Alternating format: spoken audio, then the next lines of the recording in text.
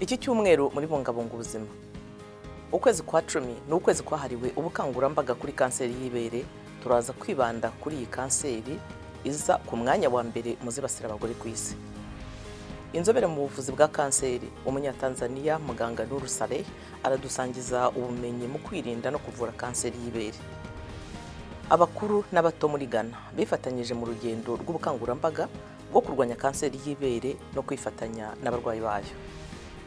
Aisha Ramadan warokotse kanseri y'ibere aradusangiza ingorane yahuye nazo nuko yageze ku ntsinzi mu rugendo rwe rwo guhangana na kanseri. Ibi byose ni muri kiganiro Bungabunga ubuzima cya none.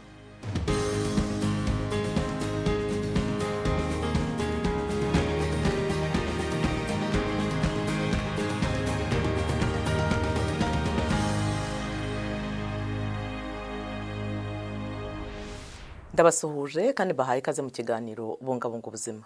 Eugenia Mukankusi. Ibihumbi 685 uwo ni umubare w'abantu bambuwe ubuzima na kanseri y'ibere ku isi mu mwaka wa 2020. Kandi abagore miliyoni 2,300,000 barasuzumwe basanganwe indwara ya kanseri muri uwo mwaka nk'uko bitangazwa n'ishami rya ONU ryita ku buzima OMS. Kanseri y'ibere ni indwara aho utunyangingo tudasanzwe two mu ibere dukura mu buryo budafite igaruriro hanyuma tukarema ibibyimba. Mu gihe bitagenzuwe ibyo bibyimba bishobora gukwira umubiri wose bigateza impfu. Muri Nigeria iyi ndwara yakomeje kwiyongera ndetse ubu yihariye ijanisha rya 23 mu bwandu bwose bushya bw'indwara za kanseri. Feva Etuke ni umwe mu bihumbi by'abagore basuzumwe bagasanganwa kanseri y'ibere muri uyu mwaka. Mu kwa karindwi kwa 2019 yatahuye mu ibere ry'akantu gakomeye abaganga basuzumye bakamubwira ko ntacyo gatwaye. Ibyo Etuke yanyuzemo mu burwayi bwa kanseri biragaragaza ingorane z'ubuvuzi abarwayi bahura nazo mu bihugu bya Afurika nka Nigeria. Uyu munsi wa none ari mu barokotse kanseri y'ibere. Though I had to lose both breasts because I had a double mastectomy along the line. Nubwo byansabye ko ntakaza amabere yombi kubera ko muganga yambwiye ko ari bwo buryo bushoboka gusa, ariko kuva igihe mperuka kujya kwivuza kugeza ubu numva meze neza. Ibisubizo by'ibizami byanjye byose bikomeza kuza bimeze neza, nubwo rwose ngifite ingorane mu gutekereza kubera ko bifata igihe kubyakira rwose kuba ari bwo buzima bwanjye bushya, ariko biragenda biza. Uretse Etuke, ibihumbi by'abagore muri Nigeria ntibabona amahirwe nk'ayo yo kuvurwa kanseri y'ibere.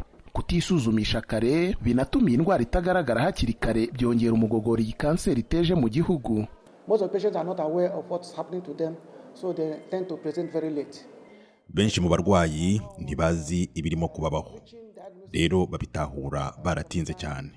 Indi mbogamizi ni uko kugeza ku gusuzumwa guhera igihe indwara igaragariye kubona amafaranga yo kwishyura ubuvuzi bigoranye, kandi benshi mu barwayi ntibari muri gahunda y'ubwisungane mu kwivuza. Mu ishami ry'ubuvuzi bwa kanseri ku bitaro bikuru by'Abuja, abarwayi ba kanseri y'ibere bakirwa inshuro 3 mu cyumweru, ni ukuvuga ku wa mbere, ku wa kabiri no ku wa gatatu. Nibura abarwayi bari hagati ya 40 na 45 basuzumirwa kuri iri vuriro buri munsi. Hadiza Kizito ni umwe muri abo.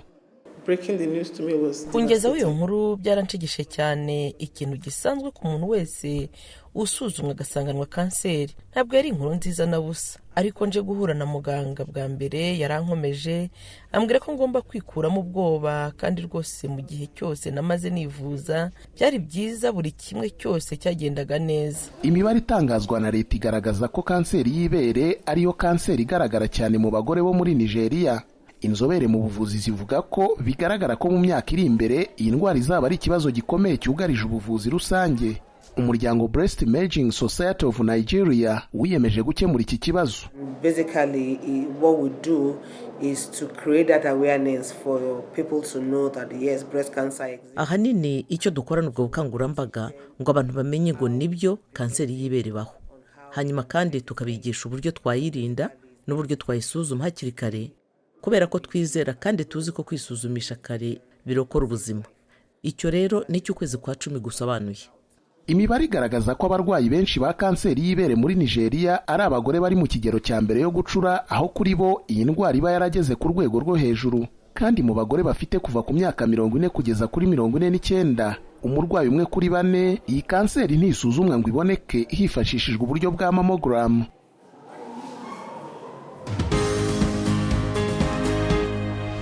muganga Nuru Salehi ni inzobere mu buvuzi bwa kanseri, akorera i Dar es Salaam muri Tanzania. Aradusangiza ubumenyi ku kwirinda kanseri y'ibere no kuyivura. Ikimenyetso cya mbere cyangwa se igikunze kugaragara ni ikibyimba gikomeye mu ibere ryawe. Kiba kitavaho kiri, ntabwo kiba gishobora kwimuka, kandi gishobora kuba gifashe ku ruhu rw'ibere cyangwa se mu gatuza. Ikindi, kuzana ikibyimba mu kwaha nabyo bishobora kuba ikimenyetso cya kanseri y'ibere hamwe n'ibindi bimenyetso. Hashobora kuba impinduka z'uruhu rwo kwibera ubwarwo. Ibyo birimo nko kuba uruhu rwaho rwatukura cyangwa se hakaba haza uduhiro ku ibere, aho usanga uruhu rwaho twaje rujya gusa nk'igishishwa cy'ironji. Icyo nacyo ni ikindi kimenyetso. Ikindi ni ukuba hari ibintu bisohoka mu imoko y'ibere. Rero uburyo rusange umurwayi avurwamo buri mu byiciro bitatu. Harimo ko ashobora kubagwa, ashobora kuvurwa mu buryo bwa chemotherapy bukoresha imiti, ndetse n'ubwo gushiririza uturemangingo twa kanseri bwitwa radiotherapy. Byose biterwa n'urwego uburwayi bugezeho. Niba kanseri igaragaye hakiri kare, ako kabyimba kakaba kakiri gato, aho umurwayi ashobora guhera ku kubagwa abikurikirwa na chemotherapy. Iyo mvuga kubagwa rero, nabyo bishobora gukorwa mu buryo ibere ribungabungwa rikagumaho. Ni ukuvuga ngo uturemangingo twa kanseri tukavanwamo hamwe n'agace k'ibere twibasiye, ariko ibere rikaguma uko ryakabaye. Gusa kuri bamwe mu barwayi bashobora gukorerwa ibyitwa mastectomy, ari byo kuvanaho ibere ryose uko ryakabaye. Kwisuzumisha rero, igipimo cya mammogram bifatwa ugejeje ku myaka 40 y'amavuko. Ariko ku myaka 25 ubaye mu muryango wawe hari wigeze kurwara kanseri, ni byiza ko watangira kwisuzumisha. Niba se ufite umuvandimwe cyangwa umubyeyi uheruka wenda gupfa cyangwa akaba arwaye kanseri y'ibere, ibyiza nuko watangira kujya wisuzumisha imyaka 10 mbere y'icyo kigero cy'imyaka bisuzumishirijeho, cyangwa se niba bo barisuzumishije ku myaka 40 na 30 y'amavuko, ukwiye guhita utangira kwisuzumisha. Rero ni ngombwa imyaka 10 mbere y'igihe isuzuma ryabo ryakorewe. Isuzuma rya kanseri ni isuzuma rigari kandi rizana n'ibibazo by'amarangamutima, ariko nge navuga ko kwisuzumisha kare birokora ubuzima. Mu gihe bimenyekanye kare ko uyirwaye, hari amahirwe menshi y'ubuvuzi uzahabwa buzagukiza. Bitandukanye no kwisuzumisha indwara yarageze ku rwego rukabije, bishobora gutuma tutabasha guhashya kanseri twifashishije imiti turi buguhe. Rero hakiri kare birashoboka. Ukibona ikibyimba, niba wumva se hari ikintu kidasanzwe, wabikora. Uri muhira ushobora kwisuzumira amabere, wabikora n'intoki zawe. Hari video zigaragaza uko wabigenza. Ukibona ko hari ikibyimba, ihutire kujya kwa muganga. Ikindi, ibibyimba byose suko biba ari kanseri. Rero ushobora kugira ikibyimba ariko ntibibe ari icya kanseri. Mu myaka mike ishize, Aisha Ramadan yahuye n'ikibazo giteye ubwoba cyo gusuzumwa agasanganwa kanseri y'ibere. Nyuma y'urugendo rugoranye rwo kwivuza, ubu nta kanseri kimurangwaho. Amaze kumva ko ari ngombwa ko yageza ubutumwa ku bashobora kuba bari mu ngorane nk'izo yanyuzemo, yasangije abandi ubuhamya bwe nuko yageze kuri iyo nsinzi mu gitabo yise Beyond the Diagnosis, hirya y'isuzumwa, tugenekereje mu Kinyarwanda. Yes. It was January of 2014 when I went in to get my very first mammogram at the age of 40. That's the age recommended. Hari mu kwa mbere kwa 2014 ubwo najyaga kwisuzumisha bwa mbere, nari nujuje imyaka 40, kubera ko iyo niyo myaka isabwa ngo abantu batangire gukoresha ikizamini cya mammogram. Ninjiye nk'ibisanzwe ngo nisuzumisha amabere, nakoresheje ikizamini cya mammogram. Ako kanya uwansuzumaga yarebye mu cyuma ansaba ko nakoresha ikizamini cya biopsy, cyangwa se abaganga bakankurikirana mu gihe kingana n'amezi 6, kubera ko hari agace yabonye kadasanzwe. Uko niko naje kwisanga muri uru rugendo ndimo uyu munsi. Nta bimenyetso na bike nari mfite, nta cyabigaragazaga. Uburyo nabimenyemo gusa nuko nakoresheje ikizamini cya mammogram. Sinifuzaga ko nanyura muri iyo gahunda yose ihangayikishije yo guhora buri mwaka njya gukoresha ikizamini cya mammogram no guhora bitekerezaho, nibaza ngo ese yongeye kugaruka, yaba yafashe n'irindi bere. Niko niko biri rero natekereje ko icyiza kuri jye ari uko bankuriramo amabere yombi. Ndashima ko ibyo byabaye naramaze kubyara abana banjye 4, naramaze bose kubonsa no kubacutsa. Uko bitesha umutwe ni nako biteye ubwoba. Ni ngombwa cyane, ni ngombwa rwose kwisuzumisha. Kandi icyo wamenya kuri kanseri y'ibere cyangwa se indi ndwara, iyo ubimenye kare kuyirwaye ubasha kuvurwa vuba hakiri kare, n'amahirwe yaba yo kuyirokoka cyangwa se koroherwa akaba menshi. Rero ni ngombwa cyane uko byaba bingana kose. Ubaye wabona inshuti, umuvandimwe waguherekeza kwisuzumisha, ariko ni ingenzi cyane kandi ni ngombwa ko ubikora mu buryo buhoraho. Usanzwe uyirwaye, hagarara utuje mu kwizera kwawe kuzamera neza.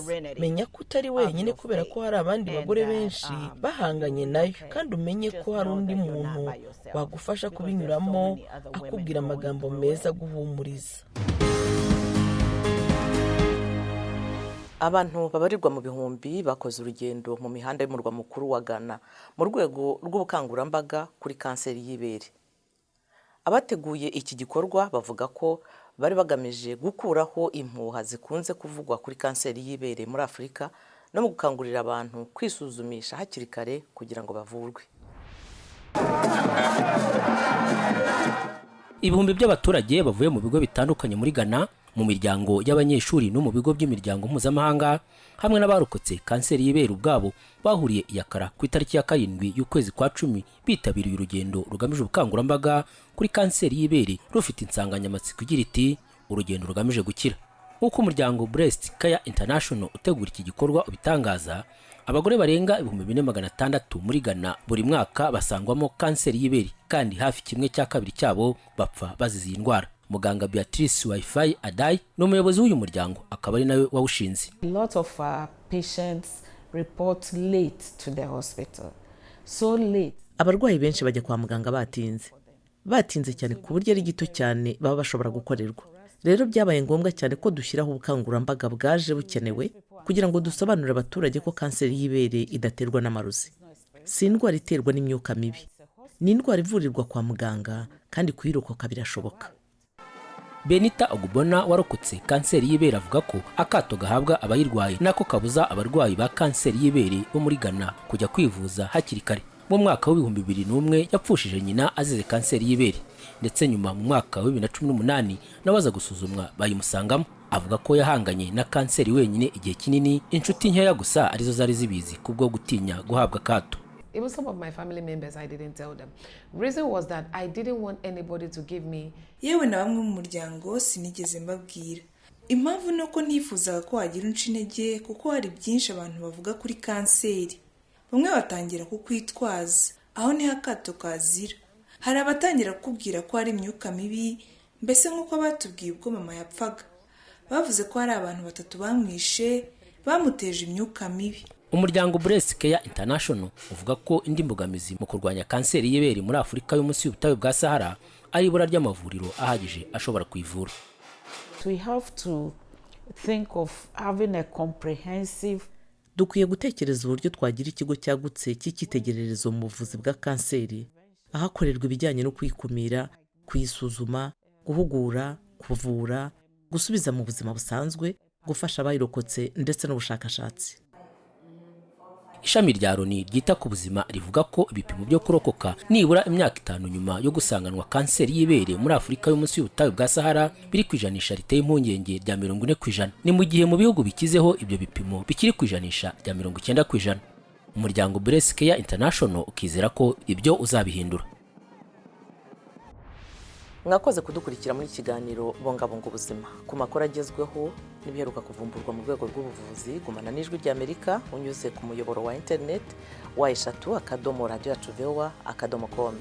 Wanadusanga no kuri Facebook no kuri YouTube kuri VOA Radiyoyacu. Ikiganiro cyacu cya none naho tugisoreje. Naho ubutaha mukomeze kugubwa neza, muharanira kandi ko umunsi wanyu wari wo wose uba uw'ubuzima buzira umuze.